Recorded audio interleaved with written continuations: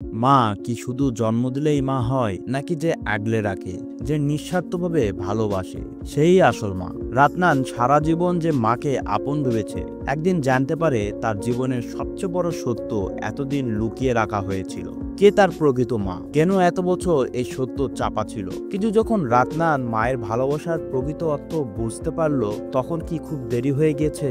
Hello বন্ধুরা, কেমন আছো তোমরা? আশা করছি তোমরা সকলেই ভালো আছো। আজকে আমি তোমাদের জন্য নিয়ে এসেছি রাতনান প্রাপাঞ্ছা। এই গল্প শুধু রাতনানের নয়, এটা ভালোবাসার, ত্যাগের আর এক মায়ের নিঃশর্ত মমতার কাহিনী। এক ছেলের নিজের মাকে খুঁজে পাওয়ার এই আবেগগুণ গল্প তোমার চোখে পানি এনে দেবে। কিন্তু শেষ পর্যন্ত কি মা ছেলের মিলন হয়? যদি তুমি সত্যিই তোমার মাকে ভালোবাসো, তাহলে এই গল্প তোমার হৃদয় ছুঁয়ে যাবে। আমি বিশ্বাস করি এই সিনেমা সম্পূর্ণই দেখবে তুমি।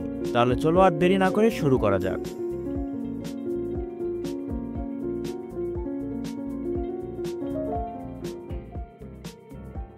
মুভির শুরুতেই আজকের নায়ককে দেখানো হয়। তার নাম রাতনান। সে সকালে ঘুম থেকে উঠে ব্রাশ করছে, এরপর সে গোসলের উদ্দেশ্যে যায়। গোসলখানা খুলেই দেখে একটা মহিলা সেখান থেকে বের হয়ে আসছে গোসল করে। সে ওই মহিলাকে বলে, সারোজা, তোমাকে কতবার বলেছি যে গোসল করার সময় তুমি দরজা লাগিয়ে গোসল করবে? মহিলা ফিরতি উত্তর দেয়, হ্যাঁ আমি দরজা লাগিয়ে গোসল করি, আর পা পিছলে পড়ে যাই, তাড়াতাড়ি মারা যাই। তুই তো সেটাই চাস, যা তাড়াতাড়ি যা, মুখ থেকে গন্ধ বাড়াচ্ছে, ভালো করে মুখ ধুয়ে নিবি, নাহলে কিন্তু খাবার দিব না। ওই মহিলা সারোজা, তার বান্ধবী বসে আছে, পাড়া প্রতিবেশী আর কি। সে ওখানে বসতে যাবে, তখন রাতনান চলে আসে। সারোজা পা উঁচু করে পেঁদে দেয়। মহিলার অঙ্গভঙ্গি যেন এটা স্বাভাবিক কাজ, কোনো সমস্যা নেই। রাতনান এতে বিব্রত হয় আর বলে, লজ্জা শরম কিছু নাই এই ভদ্র মহিলার, যেখানে সেখানে অকাজ করে। সারোজা তার বান্ধবীকে জিজ্ঞেস করে, তোমার ঘরেও তো এইসব সন্তান আছে, তারা কি এরকম তোমার সাথে সবসময় খ্যাচ করে? মহিলা বাধ্য হয়ে রাতনানকে বলে, এসব তুমি বলো না।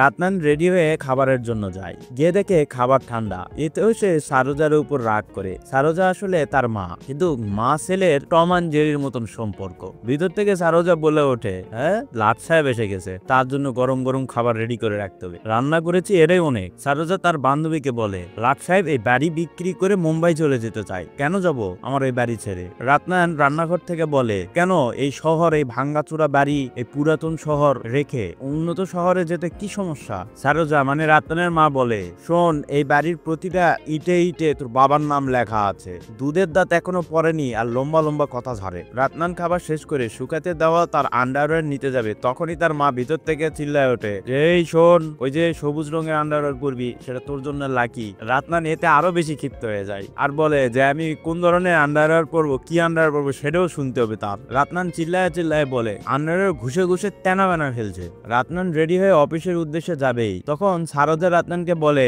এই যে আমার 3 নাম্বার ছেলে, ওর জন্য একটা মিসিং অ্যাডভার্টিসমেন্ট দিবি পত্রিকায়, বলে ছবি বের করে ওর 3 নাম্বার সন্তানকে দেখায় সারোজার বান্ধবীকে। সারোজার বান্ধবী বলে, এই ভালো করে দিস, তোর মা যদি 3 নাম্বার সন্তানকে পেয়ে যায়, আনন্দে আত্মহারা হয়ে যাবে। এর ভিতরে ছবির গ্যালারি থেকে আরেকটি ছবি পড়ে যায়, সেখানে রাতনানের ছোটবেলার ছবি আছে, একটি মহিলার কোলে সে তার মাকে জিজ্ঞেস করে, মা আমি এই মহিলার কোলে কেন, কে এই মহিলা? সারোজা বিরক্ত হয়ে ছবি কেড়ে নিয়ে বলে, এটা আমার ফ্রেন্ড, তোর এই ছবির দিকে মনোযোগ দিতে হবে না, আমার এই ছোট ছেলেকে খুঁজে দে, এটা তোর জন্য গুরুত্বপূর্ণ। রাতনান রাগবাগ করে চলে যায়, আর তোমার মা বলে, এই যাওয়ার সময় পায়ে সালাম করে যেতে হয়। রাতনান কোনো কথাই আর শোনে না, মোটরসাইকেল নিয়ে বের হয়ে যায়। ওর মা ভিতর থেকে বলে, আমার জন্য ওষুধ টষুধ নিয়ে আসিস। আর ভিতর থেকে ওর মায়ের বান্ধবী বলে, এর বিয়ে দিয়ে দাও, তাহলে সব রাগ ধুলোই মিশে যাবে। রাতনান মোটরসাইকেলের উপর, ওর মা আবার তাকে ফোন করে। রাতনান ফোন রিসিভ করার পরে রাতনানের মা সারোজা বলে, বিদ্যার মেয়ে বড় হয়ে গেছে, কনগ্রাচুলেশন। রাতনান যেহেতু মোটরসাইকেল চালাতে চালাতে কথা বলছিল, সামনে পুলিশ তাকে আটকায়। পুলিশ তাকে জিজ্ঞেস করে।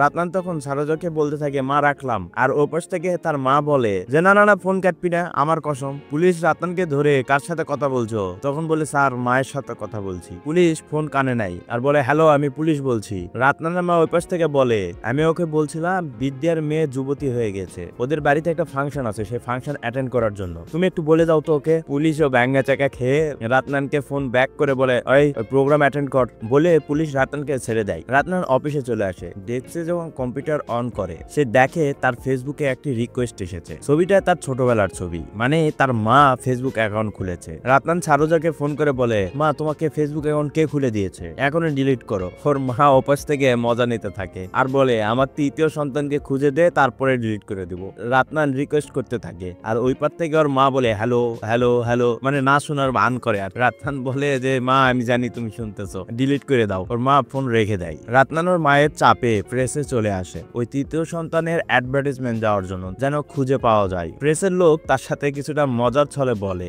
লার্জ করে এটা ছাপিয়ে দিই। রাতনান বলে যে না, চিপ সস্তার মধ্যে কি হয়। তখনই একটা মেয়ে চলে আসে। ওই মেয়েটি আজকের মুভির নায়িকা, তার নাম মায়ুরী। আর এদিকে সারোজা রাতনানকে বারবার ফোন দিতেই আছে। নায়িকা প্রেসের লোককে বলছে, স্যার আমি যদি গুরুত্বপূর্ণ ঘটনা এই প্রেসে না ছাপাতে পারি হয়তো আমার চাকরিই থাকবে না। আমি কিছুদিন ধরে একটা টপিক নিয়ে কাজ করছি, ছন্ন বিছন্ন হয়ে যাওয়া পরিবারকে একত্র করার কাজ করছি। এরকম অনেক পরিবার আছে যারা নিজের পরিবার সম্পর্কে জানে না, মানে অ্যাডপ্ট সন্তান আর কি, যারা জানে না তার বাবা মাকে। তারা মনে করে যারা অ্যাডপ্ট করেছে তারাই অরিজিনাল বাবা মা। প্রেসের লোক বলে, তুমি এইসব ঘটনাতে কি করবে? এই যে নাও, এই যে ছবি নাও, এই ঘটনা খোঁজো। তখন দেখে ওই ছবিতে কুত্তার ছবি। সারোজা এই কুত্তাকে তৃতীয় সন্তান বানিয়ে ফেলেছে। মায়ুরী বলে, এটাই তো আমার প্রথম অভিজ্ঞতা হবে যে কুত্তার রিইউনিয়ন। তখন প্রেসের ওই লোকও বলে ওঠে যে আমরা সাধারণত মানুষ মারা গেলে বা হারিয়ে গেলে সেটি ছাপি, এই অভিজ্ঞতাও আমাদের জন্য প্রথম। তখনই রাতনান বিরক্ত হয়ে পিস করে বলে ওঠে যে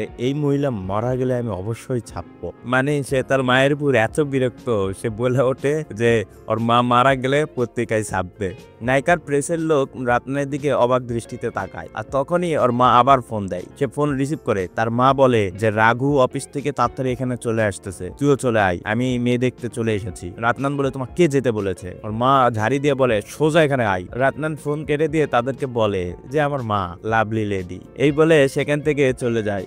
আর নায়িকা প্রেসের ওই লোককে বলে সে কার মৃত্যুর জন্য অপেক্ষা করছে। সিন চলে আসে মেয়ের বাড়িতে। সেখানে রাতনানের মা সারোজা আর তার ছোট ভাই রাঘু চলে এসেছে তার ওয়াইফ এবং ছোট বাচ্চাকে নিয়ে। তার মা একসাথে একে 2 গ্লাস শরবত খেয়ে ফেলে। রাঘু বলে, মা কি করছো? রাঘুর ওয়াইফ সেখানেও ল্যাপটপ নিয়ে চলে গেছে, ল্যাপটপে কাজ করছে। ছোট ছেলে বিরক্ত করছে, তাই রাঘুকে বলে, তুমি ছেলেটাকে দেখতে পাচ্ছ না? সারোজা রাঘুকে ছেলেকে সামলাতে বলে। তখনই রাতনান চলে আসে। সারোজা রাতনানকে বলে, প্রণাম করো। রাতনান পায়ে প্রণাম করতে যায়, তখন বলে, না তুমি হাত জোর করে প্রণাম করলেই হবে। সারোজা রাতনানকে বসতে বলে। রাতনান বসার পরে সারোজা বলতে থাকে যে আমার ছেলে অনেক হ্যান্ডসাম, ভালো বেতন পায়, বলতে গেলে তোমাদের মেয়ের থেকে আমার ছেলে বেশি হ্যান্ডসাম। আচ্ছা মা বলো তো তুমি কি কি পারো? সারোজা মেয়েকে উল্টো পাল্টা বলতে থাকে। সে তার মেকআপ টেস্টও করতে যায়, মানে মোবাইলে ফ্ল্যাশ জ্বালিয়ে তার মেকআপও দেখতে যায়। এতে মেয়ের পরিবারের লোকজন অনেক ক্ষিপ্ত হয়ে যায় তার এই পাগলামি কাজ কারবার দেখে। লাস্টে অপমান করে সারোজা এবং তার ছেলেদেরকে বাড়ি থেকে বের করে দেয়। সারোজাকে অপমান করে তাড়িয়ে দিচ্ছে। আর ওই যাওয়ার সময় দুটো ফল তুলে নেয় কোচার মধ্যে। আর রাঘুর ওয়াইফ বলে ওয়াইফাই দেওয়ার জন্য ধন্যবাদ। কি সেলুকাস পরিবার। রাতনান তার মোটরসাইকেল করে তার মাকে বাড়ি নিয়ে যাচ্ছে। রাতনান তার মাকে বলে এসব করার দরকার ছিল, মানে বকাবকি করছিল, কিন্তু ওর মা এসবে গুরুত্বই দিচ্ছিল না, ওর নিজের মতনই কথা বলে যাচ্ছিল। লাস্টে রাতনান রাগবাগ করে ওর মাকে অর্ধেক রাস্তার মধ্যে থেকেই মোটরসাইকেল থেকে নামিয়ে দিয়ে চলে আসে। সারোজা রাস্তার মাঝখানে চিল্লাতে শুরু করে, আমার সাথে এরকম ব্যবহার করলি তো মরে গেলে বুঝবি। আর চিল্লায় বলে আমার জন্য ওষুধ নিয়ে আসিস। পরের দিনে রাতনান ওই বাড়ি বিক্রি করার জন্য দালাল নিয়ে আসে। সারোজা ওই দালালকে ঝাঁটাপিটা করে তাড়িয়ে দেয়। রাতনান অফিসের মধ্যে, তখনই তার ফোন আসে। সে ফোন বারবার কেটে দিচ্ছিল। পরে তার বসকে বলে, বস 1 মিনিট কথা বলি। ফোন রিসিভ করে দেখে মায়ুরী ফোন করেছে। সেই ফোনের অপর পাশ থেকে বলে যে তোমার মা সম্পর্কে আমি কিছু জানতে পেরেছি। রাতনান বলে, কেন, আমার মায়ের কিছু হয়েছে নাকি? মায়ুরী মেট্রো রেলে ছিল, তাই লাইন ডিসকানেক্ট হয়ে যায়। রাতনান তার মাকে ফোন করে, কিন্তু তার মা ফোন ধরছিল না। সে তার ছোট ভাইকেও ফোন করে, তারও ফোন ধরছিল না। রাতনান টেনশনে পড়ে যায় আর সে দ্রুত তার বাড়িতে চলে আসে। এসে তার মাকে খুঁজতে থাকে, কিন্তু তার মাকে খুঁজে পাচ্ছিল না। এর মধ্যেই ময়ূরী আবার ফোন করে। ময়ূরী রাতনানকে বলে যে আমি মেট্রোতে ছিলাম, সেজন্য ফোন কেটে গিয়েছিল। রাতনান বলে, হ্যাঁ তুমি আমার মা সম্পর্কে বলছিলে, বলো আমার মা কোথায়, আমি তো মাকে খুঁজে পাচ্ছি না। ময়ূরী বলে, কোন মা? ময়ূরী বুঝতে পারে যে সে সারোজার কথা বলছে। পরে ময়ূরী বলে যে না, আমি তোমার আসল মায়ের কথা বলছি, তুমি কি এ বিষয়ে জানো? রাতনান তো এদিকে ভাঙ্গা চাকা খেয়ে যায়, কি বলছে এই মেয়ে? ময়ূরী বলে, আমি জানতে পেরেছি যে তোমাকে অ্যাডপ্ট করা হয়েছে। তুমি যার কথা বলছো মানে সারোজা, সে তোমার আসল মা না, তোমার আসল মা অন্য কেউ। আর তখনই দেখা যায় সারোজা 2 তলা থেকে রাতনানের গায়ের উপর পানি ঢেলে দিচ্ছে। রাতনানের মাথায় আকাশ ভেঙে পড়ে। রাতনান সেই ছবির অ্যালবাম খুঁজে দেখে, ওই যে মহিলা কোলে নিয়েছিল রাতনানকে, তার মাকে জিজ্ঞেস করেছিল এই মহিলাকে, ওই ছবিগুলোই দেখছিল রাতনান। আর পিছন থেকে তার মাও সেটি লক্ষ্য করে। মা ছেলে দুইজনকে কিছুই বলে না, কিন্তু দুইজনেই ইমোশনের মধ্যে পড়ে যায়। রাতনানদের অফিসে একটি অনুষ্ঠান করা হয়েছে মাদার্স ডে উপলক্ষে। সেখানে সব কলিগের মাকে ইনভাইট করা হয়েছে, সবার মাই আসে সেখানে, কিন্তু রাতনান তার মাকে দেখতে পাচ্ছিল না। সে পরে লক্ষ্য করে রাতনানের মা বাইরে খাবারের লোকের সাথে সে তর্কাতর্কি করছে। অফিসের সব কলিগদেরই 1 মিনিট 2 মিনিট করে দেওয়া হচ্ছে যে তার মা সম্পর্কে তারা যেন কিছু বলে। এভাবে সিরিয়াল আসতে আসতে রাতনানেরও সিরিয়াল আসে। রাতনানকেও তার মা সম্পর্কে কিছু বলতে বলা হয়, কিন্তু রাতনানের মাথায় ঘুরছিল তার আসল মা কে আর সারোজাই বা কোন মা। সারোজা কি আসলে তার মা না? সে কিছুই বলতে পারে না। সারোজা বুঝতে পারছিল যে রাতনানের মধ্যে কি ঘুরপাক খাচ্ছে। সারোজার সাথে তার বান্ধবীও এসেছিল। তার বান্ধবী সারোজাকে বলছিল, তোমার ছেলে তোমার সম্পর্কে কিছুই বললো না? মা তখন বলে ওঠে যে আমার ছেলে একটু লাজুক, সে মনে মনে আমাকে অনেক ভালোবাসে, কিন্তু বলতে পারে না, বুঝাতে পারে না। মায়েরা আসলে এরকমই হয়, সন্তানের ভুল ত্রুটি সব নিজের উপর নিয়ে নেয়, যে কোনো এক বাহানা দিয়ে সেটি ভুলিয়েই দেয়। পরের দিনে বাড়িতে সারোজার 3য় ছেলের ছবি পত্রিকায় এসেছে, কিন্তু সেই ছবি তার পছন্দ হয় না। তাই রাতনানের উপর সে চড়াও হয়, তাকে বকাবকি করতে শুরু করে। রাতনান তখন খাবার খাচ্ছিল। এক পর্যায়ে সারোজা বলে ওঠে যে আমি একে গর্বে ধরেছি আর এ আমার সাথে কি করছে। তখনই রাতনান খেপে যায় আর বলে ওঠে যে এরা কুত্তা, যে কোনো একটা জানোয়ার এক রাস্তা থেকে তুলে নিয়ে আসলেই তো পারো, যেরকম আমাকে নিয়ে এসেছো। এর মা তো অবাক হয়ে যায়, কি বললো আমার ছেলে। রাতনান রাগ করে বাড়ি থেকে বের হয়ে যায়। রাতনানের কাছে ফোন আসে যে তার মা অসুস্থ। রাতনান হেভি আপসেট হয়ে আছে। তারপর সে দ্রুত বাড়িতে চলে আসে। এসে দেখে সব মানুষজন জড়ো হয়ে গিয়েছে, ডাক্তারও আছে আর তার মা শুয়ে আছে। পরে সে বুঝতে পারে তার মা তাকে নিয়ে আসার জন্য অসুস্থতার ভান করেছে। সে আরো খেপে যায়। রাতনান বাড়ির ভিতরে চলে যায়, গিয়ে ডাস্টবিনে দেখে সেই ছবি তার মা ছিঁড়ে ফেলেছে, মানে ওই মহিলার কোলে যে ছবি ছিল আর কি। পরে ডাস্টবিন থেকে সেই ছবিগুলো তুলে নিয়ে রাতনান তার মাকে এসে জিজ্ঞেস করে যে এসব কি ছবি কেন ছিঁড়েছো তুমি? তোমার সব সত্য বের হয়ে আসছে সেজন্য? তুমি যে মিথ্যাবাদী একটা। আর ছোট ভাই রাঘু বলে, এই ভাই তুমি কি বলছো এসব? আমি যাকে বলছি সে ঠিকই বুঝতে পারছে, আর কাউরে বুঝতে হবে না বলে রাতনান রাগ করে চলে আসে। আর সারোজা চিল্লায় চিল্লায় বলে, এই জোরে বাইক যান চালাস না। রাতনান ফ্রাস্ট্রেটেড হয়ে রাগে খুবে শহরের মধ্যে বাইক চালাতে থাকে, ফ্রাস্ট্রেটেড হয়ে চিল্লাপাল্লা করতে থাকে বাইকের উপরই। আর এদিকে সারোজা তাকে বারবার ফোন করতেই থাকে, রাগুর ফোন দিয়ে একবার, তার নিজের ফোন দিয়ে একবার। সে টেনশন করতে থাকে, ছেলে আমার না খেয়ে চলে গিয়েছে, মানে মায়ের দয়া যেরকম হয় আর কি, সে ওইরকম টেনশনই করছিল সারোজা। রাতনান ময়ূরীর সাথে দেখা করতে আসে। সে জানতে চায় যে আসলে তার মাকে তাকে কিভাবে অ্যাডপ্ট করা হয়েছে। ময়ূরী প্রথমে বলে যে আমি মনে করতাম তুমি এইসব বিষয়ে জানো, আই এম সরি। রাতনান বলে না, ইটস ওকে, বলো এখন। রাতনানের মায়ের নাম হিরণ্যা, সে মালির কাজ করত। রাতনানের বাবা তাকে পয়দা করে তাকে ছেড়ে চলে গিয়েছিল। ময়ূরী অনেক খোঁজাখুঁজির পরে এসব জানতে পারে। রাতনান যেখানে জন্মগ্রহণ করেছিল সে সেখানেও গিয়েছিল, কিন্তু এরপরে রাতনানের মা কোথায় চলে গিয়েছে তার খুঁজে পায় না ময়ূরী। রাতনান বলে যে এসব মহিলা স্বার্থপর হয়, খুবই খারাপ হয়। ময়ূরী তখন বলে যে না, এরকম বিষয়টি না, হতে পারে তোমার মা অনেক গরিব ছিল দেখে তোমাকে অন্য কারো কাছে দিয়ে দিয়েছে। তোমার মা যে পার্কে কাজ করতো সেই পার্কেই তোমাকে নিয়ে বসে থাকতো, ক্ষুধার জ্বালায় তুমি কান্নাকাটি করতা। সেখানে একটা পোস্টম্যান ডেইলি খাবার খাওয়ার জন্য আসতো। একদিন তোমার কান্না সহ্য না করতে পেরে ওই পোস্টম্যান তোমাকে তার অংশের খাবার দেয়। আস্তে আস্তে তার বেতনের কিছু অংশ তোমার খরচের জন্যও দেয়। একদিন তোমার মা ওই পোস্টম্যানকে বলে যে ভাই, আমার পাপ হয় হোক, কিন্তু এই ছেলের লালন পালনের জন্য কাউকে দরকার। আমি ওর মা আছি ঠিক আছে, কিন্তু আমি থাকা না থাকা সমান। সে অনাথের মতনই জীবনযাপন করছে। পোস্টম্যান তখন ওই প্রেস রিপোর্টার, যে প্রেস রিপোর্টারের কাছে রাতনান গিয়েছিল, তার মাধ্যমে তার পত্রিকাতেই একটা বিজ্ঞপ্তি দেয় 1 বছর 1.5 বছরের বাচ্চাদের কেউ অ্যাডপ্ট করতে চায় কিনা। পরে পোস্টম্যান আর সারোজা এরা হাজবেন্ড ওয়াইফ। সারোজা ওই বিজ্ঞপ্তির থ্রুতে রাতনানকে অ্যাডপ্ট করে। তারা আগের থেকে রাতনানকে অ্যাডপ্ট করতে চাচ্ছিল, কিন্তু বিজ্ঞপ্তি একটা প্রমাণ হিসেবে রাখার জন্য বিজ্ঞপ্তি দিয়েছিল। সারোজা আর তার হাজবেন্ড নিঃসন্তান ছিল, তাই রাতনানকে তারা অ্যাডপ্ট করে। ময়ূরী ওই প্রেসের লোকের কাছ থেকেই এসব জানতে শুরু করে। তখনই সেখানে হিজড়ার কণ্ঠ শুনতে পায় রাতনান, আর বিরক্ত হয়ে সেই হোটেল থেকে উঠে আসে। ময়ূরী রাতনানকে জিজ্ঞেস করে যে কি ভাবছো? রাতনান বলে আরো কি কি যে আমার জানার আছে। ময়ূরী তখন বলে যে হ্যাঁ, তোমার একটা বড় বোনও আছে, তোমার থেকে 2 থেকে 3 বছরের বড়। তোমার আগেই তাকে অ্যাডপ্ট করা হয়েছে, আর তাকে অ্যাডপ্ট করেছে এক মওলানা। তোমার মার থাকার কোনো জায়গা ছিল না, তারা রাতের বেলা করে মসজিদেই থাকতো, আর সেখান থেকে এক মুসলিম তোমার বোনকে অ্যাডপ্ট করে আর তার নাম রাখা হয় তাবাসসুম। পরবর্তীতে তোমার বোনের বিয়েও হয়ে যায় আর তার জামাই তাকে নিয়ে কাশ্মীর চলে যায়। মনে হয় তাদের পৈতৃক সম্পত্তি বাড়ি ভিটা ওখানেই। সে এক জায়গায় কাপড়ের ব্যবসা করে। আমি সেই সূত্রও পেয়েছি। তুমি কি চিন্তা করছো আমাকে জানাও। রাতনান বলে ওঠে, কিসের চিন্তা? ময়ারি বলে, যদি তোমার হাস্য উজ্জ্বল একটা ফ্যামিলি ফটো চাও তাহলে আমাকে জানাও, আমি তোমাকে হেল্প করব তোমার বোন পর্যন্ত নিয়ে যেতে। সেই একমাত্র মাধ্যম তোমার ফ্যামিলি একত্র করা। সিন চলে আসে সারোজার সামনে বাড়িতে। রাঘু বলে, তোমরা দুইজন তোমাদের মধ্যে কি হয়েছে সমাধান করে নাও। সারোজা বলে ওঠে, আমাদের সমস্যা আমরাই সমাধান করে নিব। রাঘু বলে, কই তোমরা তো করছো না, ভাই তুই কিছু বল। তখন রাতনান বলে ওঠে, এ আমার মা না, আমার মা অন্য কোথাও আছে আর আমি সিদ্ধান্ত নিয়েছি আমি তাকে খুঁজে বের করব। আর তখনই রাঘুর বউ তার বাচ্চাকে ঘুমানোর জন্য গান গাইতে থাকে। তখনই সারোজা চিল্লায় উঠে বলে, এ বেসুরা কাউলি, তোর গান অফ কর কাটেলি কাউলি।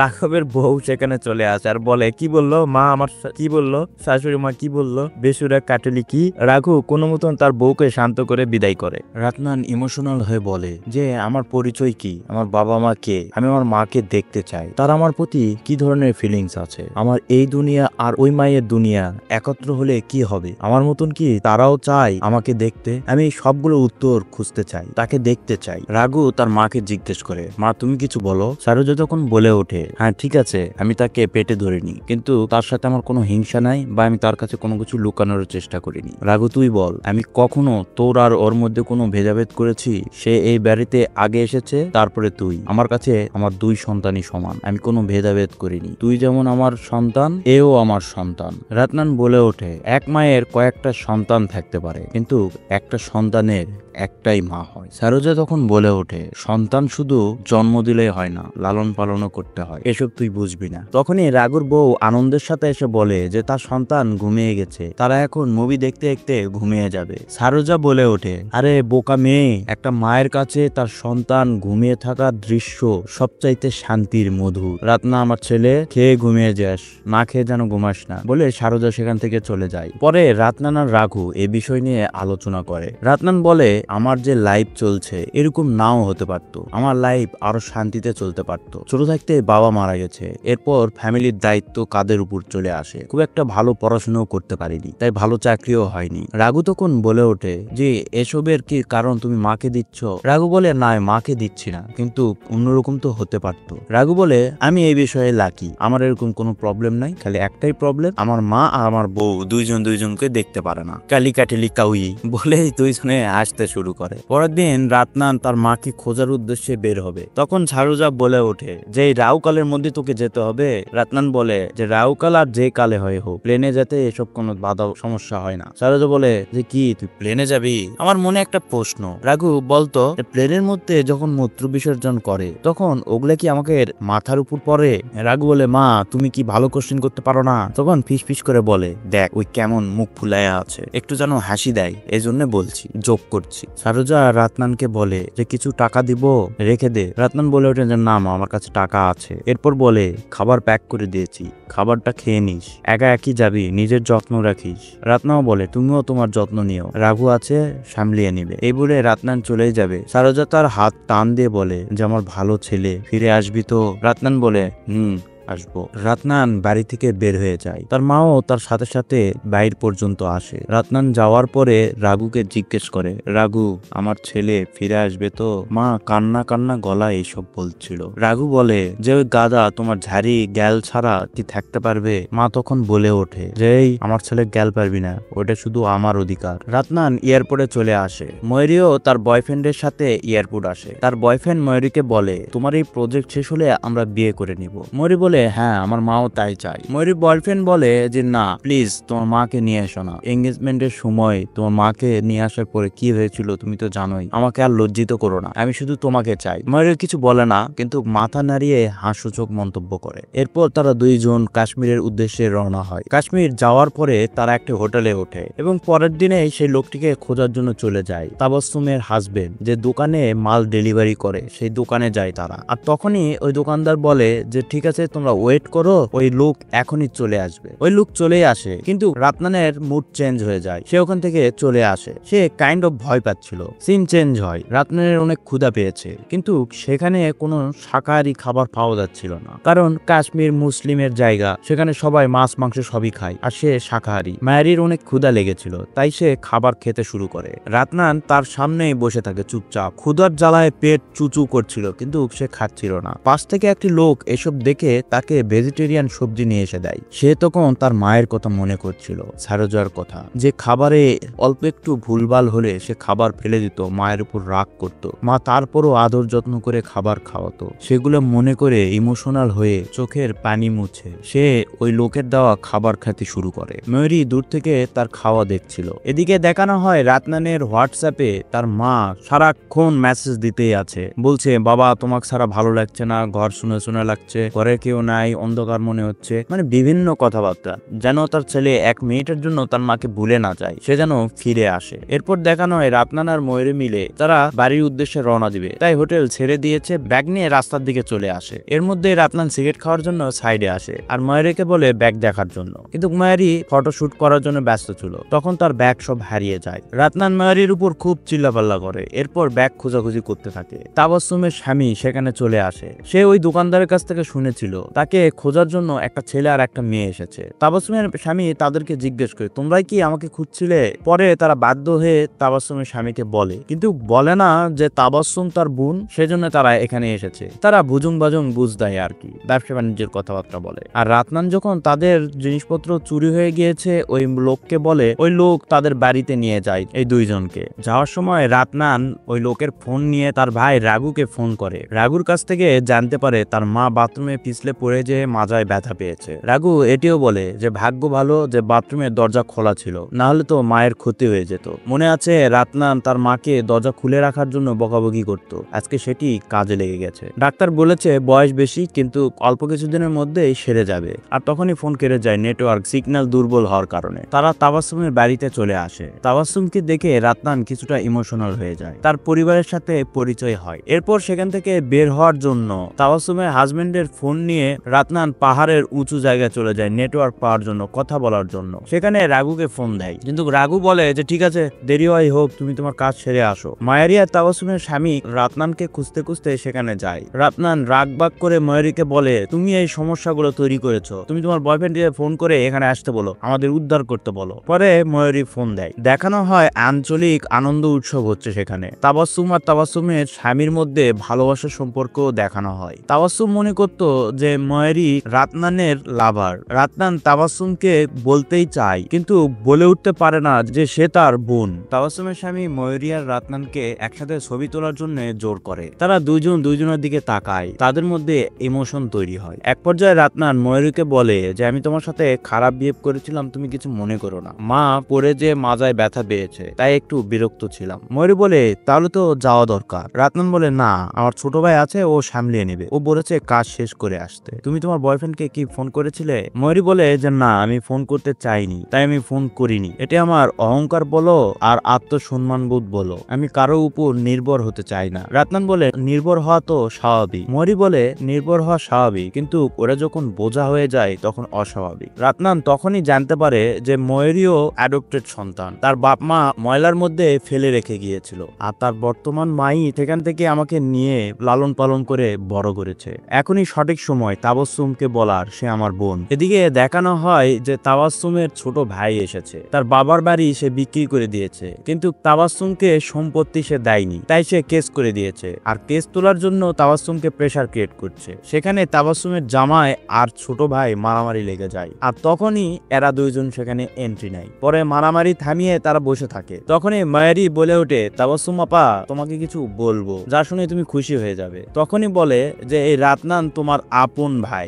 আর ওখানে বসে থাকা তাবাসসুমের যে ছোট ভাই যে সম্পত্তি দিচ্ছে না, সে তো খুশি হয়ে যায়। কি বললে আরেকবার বলো তো। তখন ময়ূরী বলে আরে বাহ, তোমারও দেখি এর প্রতি অনেক ফ্যান্টাসি। যখন এটি শোনে যে তাবাসসুম অ্যাডপ্টেড আর রাতনানি তার আপন ভাই, তখন তাবাসসুমের ছোট ভাই তাকে আর কিছু না বলে, সম্পত্তির ভাগ দেওয়ার কথা না বলে ওখান থেকে চলে যায়। আর তার ছোট ভাই যাওয়ার সময় তাবাসসুম তাকে বলে যে শোন, তুই যখন রোজা রাখতি আমিও রোজা রাখতাম, কিন্তু ইফতারের সময় আমি উঠতাম উঠতাম না, আমি শুয়েই থাকতাম। মা আমাকে মারতো, তারপরে শুয়ে থাকতাম। কারণ কি জানিস, যেন তুই প্রথমে ভরপেট খেতে পারিস। আমার বাবা মা মারা যাওয়ার পরে তোকে কিন্তু আমি সামলিয়েছি, তুই আমার আপন ভাই। এরপর তাবাসসুম কাঁদতে থাকে আর তার স্বামীকে বলে, আমার ভাইয়ের হয়তো টাকার অনেক দরকার, আমরা কেস তুলে নিব। পরের দিন সকালবেলা রাতনান আর ময়ূরী যাওয়ার জন্য প্রস্তুতি নিচ্ছিল। তখন রাতনান তাবাসসুমকে বলে যে, দুঃখিত, আমার জন্য আপনাদের এত সমস্যা। তাবাসসুম তখন ফিরতে উত্তরে বলে, না, এতে আপনার কোনো দোষ নেই, এটা আমাদের নিয়তি। হয়তো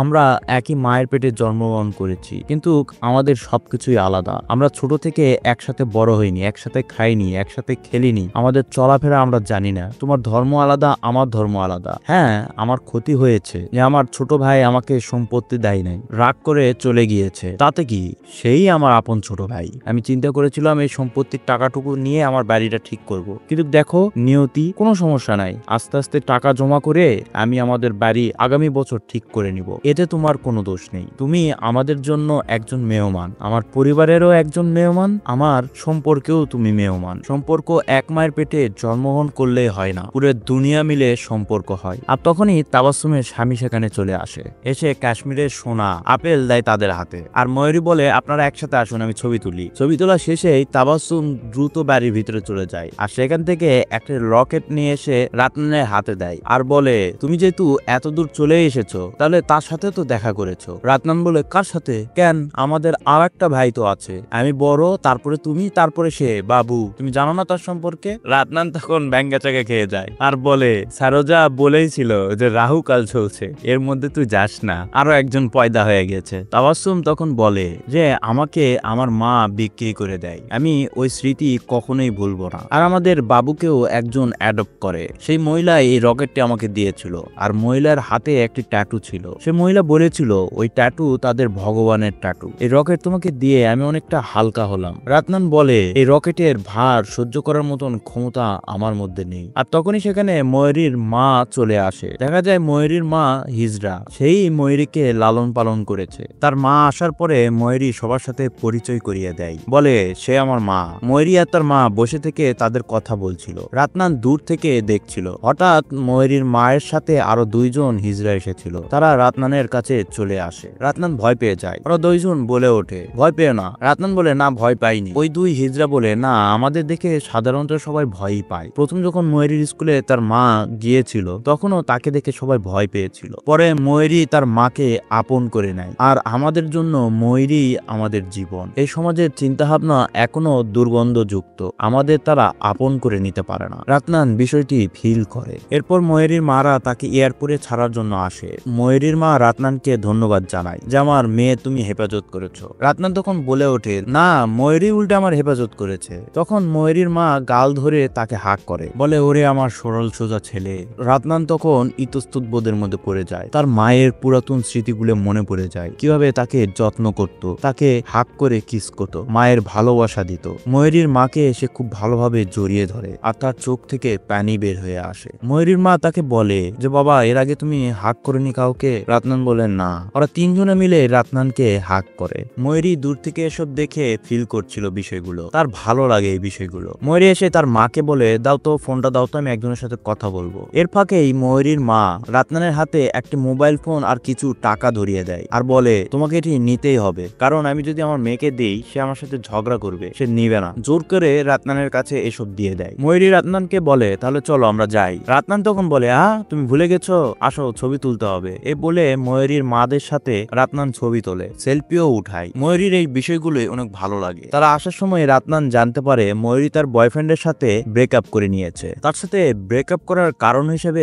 সে বলে যে, আমার বয়ফ্রেন্ড আমাকে যত টাকা দিয়ে সাহায্য করেছে, তার চাইতে আমি আমার মায়ের কাছে বেশি ঋণী, আমি আমার মাকেই চুজ করেছি। এরপর তারা দুইজন মিলে সিদ্ধান্ত নেয় তার ওই ছোট ভাইয়ের সাথে দেখা করার জন্য যাবে। তারা যেই কথা সেই কাজ, তারা রওনা দিয়ে দেয়। তারা ওই লকেটকে ক্লু হিসেবে নিয়ে তার ছোট ভাইকে খুঁজতে থাকে, যেহেতু তাবাসসুম এলাকার নাম বলে দিয়েছিল। তারা খুঁজতে খুঁজতে এক গ্যাংয়ের কবলে পড়ে, আর তার মা এই গ্রামের মাতব্বর, আর তার মায়ের সুবাদে এই গ্রামের সবাই এই গ্যাং লিডারকে সম্মান করে, স্নেহ করে, কেউ কেউ ভয়ও পায়। ওই গ্যাংয়ের লিডার ভেবেছিল এরা দুইজন সাংবাদিক তার ইন্টারভিউ নিতে এসেছে, তাই এদের দুইজনকে খুব আপ্যায়ন করে এবং সাথে করে তাদের বাড়িতে নিয়ে যায়। যদিও রাতনানের কোনো ইচ্ছাই ছিল না, কিন্তু ভয় ভয়ে কিছু বলতে পারেনি। তার বাড়িতে গিয়ে ওই মহিলাকে দেখে যে মহিলা তার ছোট ভাইকে অ্যাডপ্ট করেছিল। তার গলায়ও এরকম রকেট ছিল আর হাতে ট্যাটু ছিল। তারা শিওর হয়ে যায় যে এই গ্যাং লিডারই তার আপন ছোট ভাই। কিন্তু রাতনান যেরকম সরল সোজা, তার পুরা বিপরীত তার ছোট ভাই। সে পুরাই মূর্খ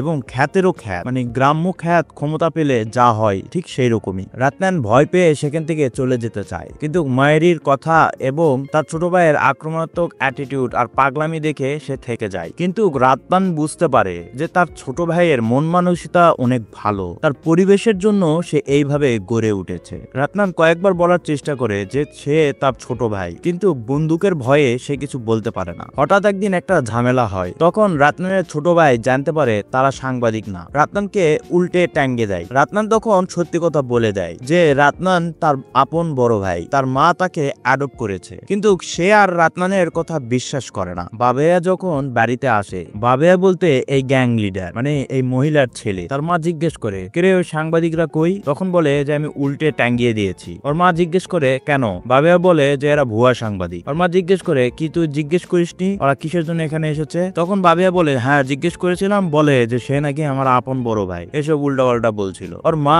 তখন আস্তে আস্তে সেখান থেকে উঠে যায় আর ওই দুইজনের কাছে চলে যায়, মানে রাতনান আর ময়ূরীর কাছে যায়, যে সবকিছু স্বীকার করে, বলে যে আসলেই সে অ্যাডপ্ট করেছে। সব ঘটনাগুলো খুলে বলে কিভাবে সে বাবেয়াকে অ্যাডপ্ট করে। রাতনানের মায়ের খুব খারাপ অবস্থা ছিল, অনেক গরিব ছিল, সে এই সন্তানদের লালন পালন করতে পারছিল না, তাই বাবেয়াকে সে নিয়ে আসে। আর এইসব বলার সময় বাবেয়া পিছনে চলে আসে। তার মা মনে করে বাবেয়া সবকিছু শুনে ফেলেছে, কিন্তু সে সবকিছু শুনতে পায়নি। পরবর্তীতে কথার ছলে তার মা বলে ফেলে আসল ঘটনা, আর বাবেয়া খুব ক্ষিপ্ত হয়ে যায়, তার মায়ের প্রতি অনেক রাগ করে। আর বাবেয়ার মায়ের কাছ থেকে জানতে পারে তার অরিজিনাল মায়ের ঠিকানা, সে এখনো জীবিত আছে। সে সিদ্ধান্ত নেয় রাতনার সাথে সে শহরে যাবে আর তার অরিজিনাল মাকে খুঁজে বের করবে। বাবেয়া যাওয়ার পথে বুঝতে পারে একজনের পেটে জন্মগ্রহণ করলে সে মা হয়ে যায় না। সে চিন্তা করে সে এই গ্রামে যে এসেছে। রাতনানও বুঝতে পারে যে সে এখানে এসে ভুল করেছে। সে বাবেয়াকে বলার চেষ্টা করে যে জীবনে যখন যেখানে যেভাবে থাকতে হয় তার পরিবেশ তাকে সেভাবেই তৈরি করে। বাবেয়া বলে ওঠে আমার মাকে। রাতনানকে বলে তোমার মাকে? রাতনান চট করে বলে সারোজা। রাতনানও সব বিষয়গুলি খুব ভালোভাবে বুঝতে পারে। এই গ্রামের সবাই তাকে তার ছেলে হিসেবে চিনে, আর এই গ্রামের সবাই তার মাকে দেবী হিসেবেই জানে। সবাই তার মার সন্তান হতে চায়। সে বুঝতে পারে তার মায়ের ফিল, তার মায়ের অনুভূতি, তার মায়ের ভালোবাসা। বাবেয়া আর রাতনানের সাথে যায় না, সে ফিরে তার মায়ের কাছে চলে যায়। আর বাবেয়া তার মায়ের কাছে কান্না করতে করতে মাপ চায়, তার সব ভুল স্বীকার করে। সে তার মায়ের কাছে অপরাধ করেছে, তার সাথে খারাপ ব্যবহার করে, সেটি সে বুঝতে পেরেছে। তার মাকে সেটি বলে। পুরো পরিবার খুশি হয়ে যায়। রাতনান আর ময়ূরী চলে আসবে, তার আগে পুরো ফ্যামিলির সাথে হ্যাপি এন্ডিং একটি ছবি তুলে নেয়। পুরো পরিবার খুশি। রাতনান আর ময়ূরী চলে আসছিল। এর মধ্যে ময়ূরীর ফোন নিয়ে রাতনান তার মা সারোজাকে ফোন করতে চায়। সারোজাকে এসে ফোন করে, প্রথমবার ফোন ঢোকে না, পরেরবার সারোজাই ফোন করে। সারোজার সাথে রাতনানের কথা হয়। সারোজা বলে রাতনা কেমন আছিস বাবা? রাতনান জিজ্ঞেস করে মা তোমার শরীর কেমন? সে বলে যে শরীর ভালো, কিন্তু শরীরে অনেক ব্যথা। আমি তোকে ফোন করতামই, আমার 3 নম্বর ছেলে বাড়িতে চলে এসেছে। কিভাবে এসেছে জানিস? সে একা একই শুনতে শুনতে চলে এসেছে। তুইও চলে আয় বাবা। আমি কয়েকদিন ধরে আমার ওষুধ কেনার জন্য বলছি, কেউই কিনে দিচ্ছে না। রাতনা তখন বলে যে মা আমি আসার সময় ওষুধ কিনে নিয়ে আসবো। সারোজা বলে যে তুই জানিস এখানকার নার্স আমাকে গোসল করে দেওয়ার সময় শরীরের বিভিন্ন জায়গায় ছই, আমার এসব ভালো লাগে না রাতনা। রাতনান বলে মা আমি আসছি, এ বলে কান্না করতে করতে ফোন রেখে দেয়। ময়ূরী রাতনানকে জিজ্ঞেস করে যে তাহলে চলো আমরা ফিরেই যাই। রাতনান বলে যে না, আমার আর একটা প্রশ্ন আছে, যে আমার জন্মদাতা মা সে কেমন আছে, তার পরিস্থিতি কেমন, এই প্রশ্নের উত্তর নিয়েই যাব। এত দূর যখন চলে এসেছি দেখা করে প্রশ্নের উত্তর নিয়েই যাব। অনেক খোঁজাখুঁজির পর রাতনান তার মাকে খুঁজে পায়। রাস্তার ওপারে তার মায়ের ফুলের দোকান। সে রাস্তা যখন পার হবে তখন তার মায়ের চেহারা দেখে তার মুখ থেকে মা শব্দটি বের হয়ে আসে, আর তার ভিজুয়ালাইজেশন সারোজার চেহারা চলে আসে। সারোজার সব স্মৃতি তার সামনে আসে। সে স্তব্ধ হয়ে দাঁড়িয়ে যায়। এর মধ্যেই রাতনানের ফোনে একটি ফোন আসে। তার ছোট ভাই তাকে ফোন করেছে। ফোনের ওপাশ থেকে রাতনানকে বলে যে মা আর বেঁচে নেই, তোমার সারোজা আর বেঁচে নেই। সে আজকেও বলছিল যে আমার রাতনা আসবে, তো কখন আসবে আমার রাতনা? তুই তাড়াতাড়ি চলে আয় ভাই। রাতনান রাস্তা পার হয়ে তার মায়ের দোকানের সামনে চেয়ারে বসে হাউমাউ করে কান্না শুরু করে। রাতনানের গর্ভধারিণী মা বলতে থাকে, বাবা কাঁদছো কেন? সে বলতে পারছিল না, তারপরও সে কষ্ট করে বলে যে তার মা মারা গেছে। সে তার গর্ভধারিণী মায়ের কাছ থেকে সারোজার পছন্দের কিছু জিনিস নেয়। টাকা দিতে গেলে সে টাকাও নিতে চায় না, বলে তোমার মা মারা গেছে, আমি তোমার কাছ থেকে টাকা কিভাবে নিই? ময়ূরীর মা রাতনানকে যে টাকার বান্ডিল দিয়েছিল তার গর্ভধারিণী মায়ের দোকানে তার অজান্তেই সেখানে রেখে আসে, আর তার মায়ের দেওয়া জিনিসপত্র সারোজার জন্য নিয়ে সেখান থেকে কান্না করতে করতে চলে আসে। সে যখন বাসে করে সারোজার উদ্দেশ্যে রওনা করে তখন সে সারোজার সব স্মৃতিগুলো মনে করতে থাকে। তাকে কিভাবে লালন পালন করেছে, তার জন্য তার মা কতটুকু স্যাক্রিফাইস করেছে, কষ্ট করেছে, সেগুলো মনে করতে থাকে। সে মনে মনে বলতে থাকে যে মা, তুমি আমার জন্য যা এত কষ্ট করেছো তার জন্য একটা ধন্যবাদ কি যথেষ্ট হবে? এই পৃথিবী যদি তোমার পায়ের কাছে নিয়ে এসেতেই যথেষ্ট হবে কি? তোমার ভালোবাসা আমি বুঝতে পারিনি মা। যদি কেউ আমাকে বলে যে সবকিছু শেষ হওয়ার পরে তুমি কোথায় যেতে চাও, আমি বলবো যে আমার সারোজা, আমার মায়ের কোলে মাথা রেখে আমি ঘুমাতে চাই। আমি তোমাকে ভালোবাসি মা, আমাকে মাফ করে দাও মা। তোমার কথা না শোনার জন্য, তোমার এই মমতা না বোঝার জন্য, তোমার বারণ না শোনার জন্য আমাকে কি মাফ করা যায় মা? আমি তো তোমারই রাতনা, আমাকে মাফ করে দাও মা। এরপর সিন চেঞ্জ হয়। সারোজার বাড়িতে রাতনা সেই চকলেটের ডিব্বা নিয়ে ফোন কলে বলছে, আমি মুম্বাই যাব না, আমি এই বাড়িও বিক্রি করব না। তার গর্ভধারিণীর মায়ের কাছ থেকে নেওয়া সারোজার পছন্দের চকলেট তার ছবির কাছে রেখে পুরো ফ্যামিলি মিলে একসাথে বসে থেকে তার ফোনে সারোজার সেই ফেসবুকের রিকোয়েস্ট অ্যাকসেপ্ট করে। আর মুভি এখানেই শেষ হয়ে যায়। প্রতিটা মুভি এরকম হওয়া উচিত। তোমাদের কেমন লেগেছে তোমার মায়ের একটি গল্প কমেন্ট করে অবশ্যই জানাবে আমাদের। তোমরা চাইলে এই মুভিটিও দেখতে পারো। এই মুভিতেও মা মেয়ের গল্প বলা হয়েছে। আমি নিশ্চিত করে বলতে পারি তোমাদের ভালো লাগবে। আজকে এই পর্যন্তই, তাহলে দেখা হচ্ছে নতুন কোনো ভিডিওতে, নতুন কোনো অ্যাঙ্গিকে। ততক্ষণ পর্যন্ত ভালো থাকো, সুস্থ থাকো, আল্লাহ হাফেজ, টাটা, বাই বাই।